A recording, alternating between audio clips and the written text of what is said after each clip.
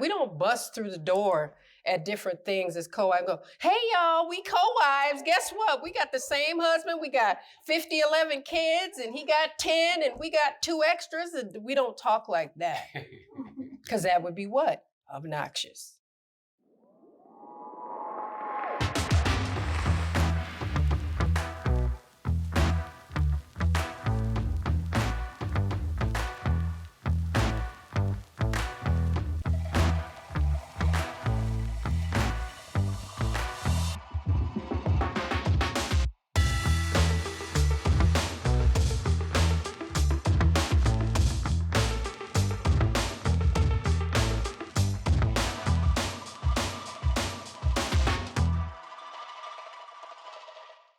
Salaam alaikum, peace. I'm Coach Nazir.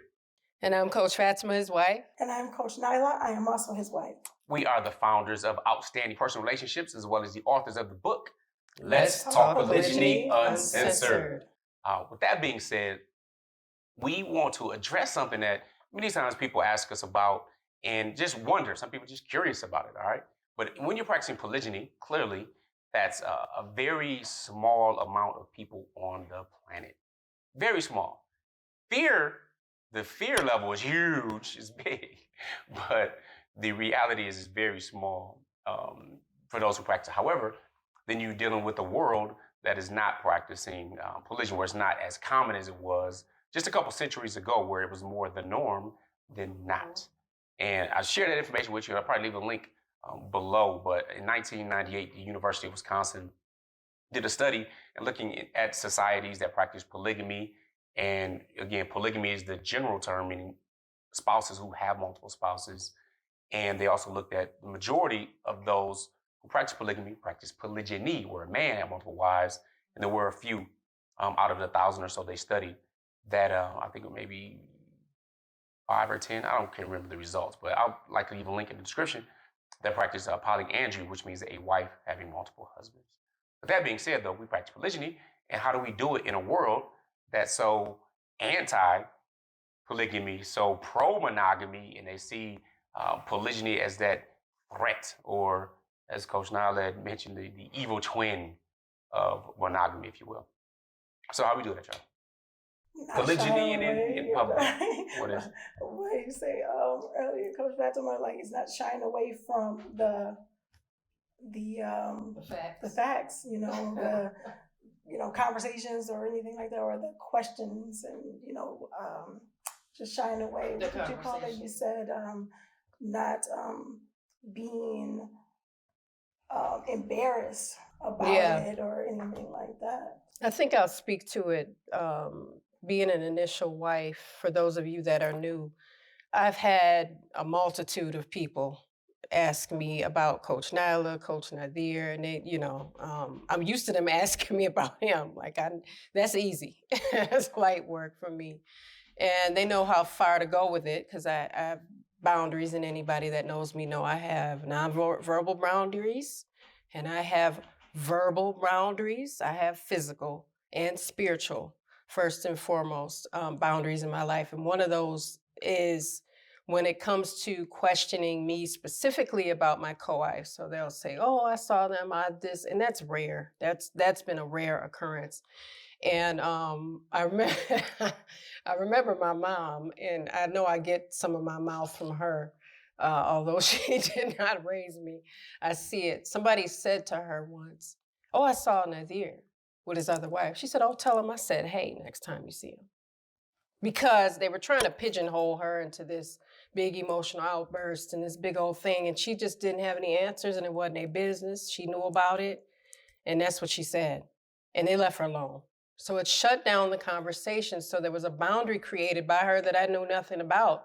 But I knew me, and I know me enough to know when somebody asked me specifically if Coach Nyla is my co-wife, I'll say she is. We'd like to interrupt this video to let you guys know to make sure you are registered for the Women's Polygyny Masterclass. Yes, it's our 4-part Polygyny Masterclass with your coaches, Coach Nyla and Coach Fatimah. And we are going to talk about different things in preparing and thriving and growing and polygyny. Yeah, and your co-wife connection. Everybody asks us, so we're gonna go there. We're gonna talk about all those things. We really hope you guys join us. So make sure you click the link in the description and don't forget to register. We'll see you soon. Now let you get back to the video. And then I'll wait. And then they usually don't say much after that. Except for, oh, okay. And then, yes, go on about your little business, because we would want to keep our feelings intact. And a lot of people get in their feelings when you do accept the fact, you acknowledge the fact that you have a co-wife, you acknowledge the fact that your husband married again, and you're honest about it, and you say, the fact is they're married, and I'm not gonna act like they're not, and I'm not gonna answer in a way in which you feel is morally correct or politically correct for me to answer a question that you asked me. So you gotta be careful who you asking, because you might get the truth. So when I'm asked, is this my co-wife? I'll say it. If I'm not asked, I'll say it for clarification. Absolutely. And some aren't ready to do that yet, and that's okay. We understand that there was a time when I wasn't ready, but I wasn't gonna deny myself or anyone else the truth of the matter. If I was gonna say it, then I was gonna say it, and I was gonna be truthful. I wasn't gonna say, oh, that's baby mama, that's his side chick or whatever, because that's not the facts of the matter. And when we add stuff to polygyny, and we know full well that this is a marital practice, and then we diminish it by giving it these street terminologies, and this disrespect is what it is, then we're diminishing our own marriage therein. So I never fell for the whole, well, that's his baby mama. And I'm like, wait a minute, hold on. Because we're not gonna do that, because that's not who she is. And then I have to give him the angry eyebrows, because I asked for them. And that's usually how I deal with it, is being very honest and saying so, especially when it's appropriate. Sometimes we don't bust through the door at different things as co-wives. Go, hey y'all, we co-wives. Guess what? We got the same husband. We got 11 kids, and he got 10, and we got 2 extras. And we don't talk like that, because that would be what? Obnoxious. Now, I've been known for my obnoxious clothes and sometimes my mouth, but when it's time to be serious about a serious matter, then giving it all due respect is something that is the best practice for the best result. When people see you play with terms, and when people see you diminish and disrespect your co-wife and your marriage and your husband, they think they can do it, just like a child, just like an immature child. But at least children are supposed to be immature. Adults, that's another thing. You don't have to like everything. You don't have to like everything. But what we don't get to do is be viciously disrespectful with our tongue towards someone else that's living a lifestyle that you may be assuming, guessing, or just judging out of pure ignorance. Facts. Basically, what you're talking about is being unapologetic is what it comes to. All right. There's no need to have this shame or this guilt and all this other stuff going on. One, it doesn't serve you or your family. Now, again, if you're new, you're into that part of growth, it's okay. Again, we simply pro-morals. I don't care if you practice monogamy, polygyny, or don't get married at all. That's your prerogative, whatever you do. All right, but we're simply pro-morals and helping people develop outstanding and fulfilling relationships. And it could take steps. It's a process. It's not something that just happens very quickly. But when it comes to polygyny in particular, just being unapologetic, it is what it is. Me personally, I rarely cared after I became an adult what a lot of people thought. Now, that doesn't mean I don't care about those who are close to me, what they think and so on, how they feel, because I do. But it doesn't override my ability to look at something objectively and make a decision. When it comes to being, growing up, there were all kind of different labels of clothing. That was the bomb, right? You had Jabos back in the day. You had Machine. You had the cross colors. Yeah. You know what I'm saying? You had Guess. You had all kind of stuff, right?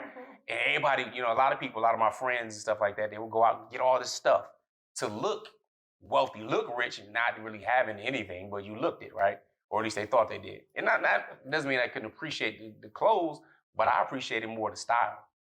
So It wouldn't matter if it was Nautica or any particular brand. If I felt I looked good in it, the colors were solid and I looked good in it, I'm gonna rock it.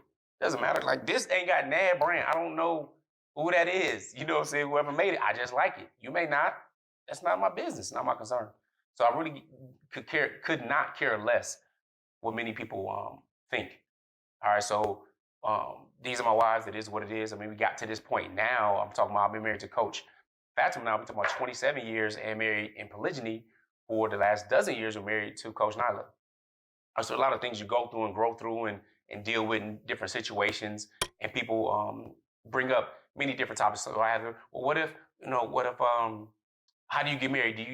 How do you get 2 marriage licenses? One, you don't. All right, a license is a license gives you permission to do something that would be otherwise illegal, according to Black's Law Dictionary. Okay, so you need a license to do something that would otherwise be illegal.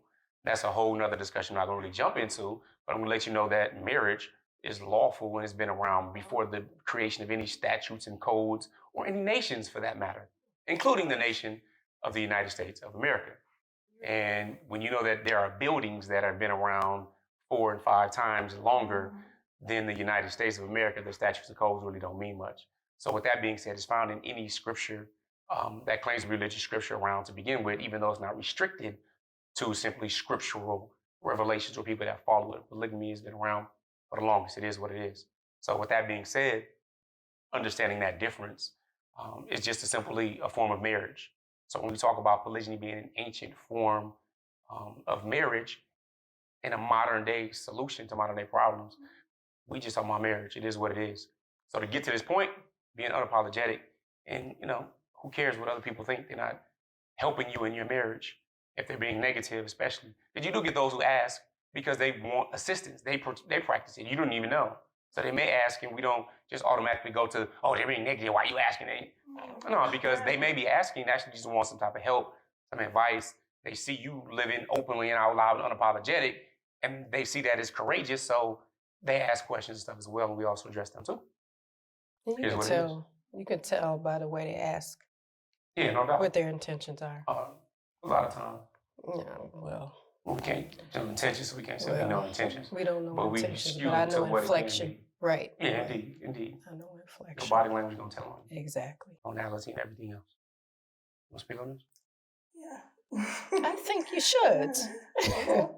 I think with me, being incoming wife or subsequent wife or whatever the heck, people want to say, I had to learn, like Coach Nazir said, is like, you go through ups and downs and ebbs and flows, and I didn't say that exactly, but that's what I took from it, to get to where we are. And I always been of the mindset that my story is not just my story, because there are other people involved in it. So even though I'm telling my part, that's my part of the story. So I did care about not just what other people thought or whatever, but I didn't want my family to look a certain way. I didn't want Islam to look a certain way. So it was just certain things that, in order for it to be peaceful and right and beautiful, like I envisioned it, for me, conversations and communication had to be there. And being able to communicate openly with my co-wife, being able to communicate openly with our husband, being able to do those things makes it so much easier to polygyny in public or whatever, because you aren't, you can be unapologetic. You can be open and honest about the things, because sometimes if you don't know, you'll be like, well, if I said this, if I said that, she my co-wife and she don't want to, she ain't ready for, that, am I creating some, issues or problems because we didn't talk about this or anything like that? Or if I said this thing and he wasn't, prepared for, those type of things. But that's because I overthink. That's just the type of person I am. I actually got a shirt because of it that says, excuse me, pardon me while I overthink this. Because I do. But my thing is, I like clarity all around the board. And I do care about those, like Coach Nazir talked about too, about caring about those who are close to you. Because it's not about what the other people say. It's not about that. Because some people will get that twisted when I say I care about this and I care about about my family, and I care about protecting them, and I care about, what it's going to look like, because I am a part of that, and I am a reflection of my family, and that's this whole big family that y'all don't see right now. You only see the three, and when we polygyny in public, you know we exist. It's a bunch of us. So but being able to communicate, being able to and everything ain't gonna always be, hunky-dory, peaches and cream, sunshine and rainbows and kittens and unicorns. It's not gonna be that way. However, I like the fact that we can do that. And, I can have some wrong idea. And if I'm open and honest about it, I can be told either by my co-wife or by her husband, that, you know what, that wasn't even how it was. So, so those type of things. And so wrong idea. The wrong idea. More like an assumption? Yeah, like an assumption. Okay, like that. assumption. All right. Like that. Wrong idea. It's pretty good. Yeah, like that. I get assumptions. And I love that. So here's the thing, like my co-wife said, like her husband said, well, I guess if you can get into that point, and that's growing, getting to the point where you are confident and what's the word you guys used? That just unapologetic, about your life. This is your life. This is your marriage. The marriage is, is lawful. The marriage is, Allah created, allowed it to be, so to understand that and to be at peace with that, it makes it that much easier to not allow the naysayers and the negative Nancy's and the Debbie Downers and everything like that or whatever, or I don't know, the other downer people that can, go into your life and cause some drama. That is not their business. Like Coach Nazir said, it's not their business. They try. Yeah. Now, do you have to be all public about something? No, you don't. Matter of fact, right. the majority of successful polygynous marriages for people that we coach and everything else, usually private. I mean, that's what it is. We had to weigh whether or not we were going to be public in order to educate and empower other people. All right? Because, again, we know that your business, your family business is your family business, period. Nobody else's. So whether or not you choose to be private or whatever, doesn't matter. We're just sharing with you what we do and being public about it, okay? Because the negative emotion will drain on you anyway. You don't need the excessive adrenal drip or extra cortisol in your body and not being able to sleep and worrying and stress. You don't need that unnecessarily. So prayerfully, you got some information that can benefit you in understanding the difference and decide what's best for you and your fam, or grow towards what you feel is better in that process, because it's an ever-changing and evolving thing called life, at least while we're breathing. All right, so anything else to wrap up with other than GLC? And just really quickly, just so that you all know, some of you, shout out to those of you that are very supportive, loving, and are really trying to seek out some information for best practices. Just know that when you all are watching our videos here on YouTube, Facebook, or whatever the case may be on IG, you're seeing a snippet of our lives. You're not seeing our lives in their entirety, because they're for us to live with our own customizable tests therein. So it's super easy to look at a 15-minute video, a 5-second clip, a 1-minute marketing promo video and go, oh, I got this family down. I know him, I know the hers, Yes. I know all their drama. I know you don't know that, because we've not offered that part of us to that extent, because we still need pieces of us that still make us who we are. So you get some, but you don't get it all. Okay, so I just want to leave you all with that. Just very quickly for clarification. These are pieces of our lives that we share with you, and we would like for you all to get some education, because we didn't have it. So we just want to share what we've learned to make it a little bit easier for you. The rest of you, prayerfully. But you got to do your work, though. Indeed. And that doesn't mean we not being transparent, because we're being real 100%. But Yeah, again, that's obvious. we don't. It's painfully obvious. I don't remember 2 weeks ago what I was doing at this time of the day. And I have my ups and downs, goods and bads, and agreements and disagreements, because it's called life and it's called marriage and dealing with other people. And more importantly, dealing with yourself. If you're the same person today as you were 5 years ago, That's a problem. We lost 5 years up in there somewhere. So it's about that Waste growth of time. as we wrap up with this GOC. Make sure you are growing intentionally. Loving fearlessly. And connecting on a higher level. Every single day. Assalamu alaikum. Peace. Peace out. Here are 3 ways outstanding personal relationships can help you. Make sure you guys are following us on our social medias at Outstanding Personal Relationships on YouTube and Facebook, and on IG at Outstanding Relationships, and also Clubhouse under our names.